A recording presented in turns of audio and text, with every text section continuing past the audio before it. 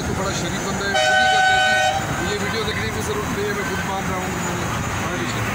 अगर कोई इंतजार करता है तो उनको डॉक्यूमेंट्री प्रूफ भी दे देते हैं। सिर्फ एक चीज़ आपको बताना पड़ेगा, ये बस चालान हमारा यहाँ पे वीडियो के थ्रू, ये पहले पाकिस्तान में कभी नहीं इसी को डॉक्यूमेंट्री प्रूफ दिखा के हम चालान डिपेंड करते हैं।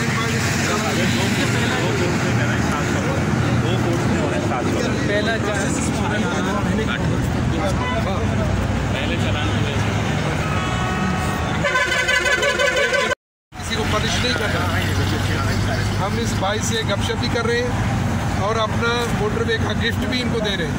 पाकिस्तान के पहले चलान है इस वजह से हमने ये कि डिजिटल चालान हमने किया है, तो इस वजह से ये पहला बंदा है जिसका चालान किया और इसको आगे ये आपके सामने भाई आप माइंड नहीं कर रहे कानून के बारे में।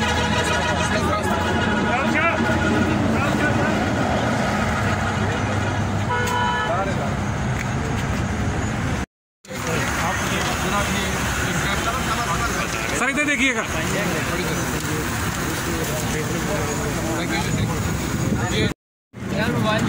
आप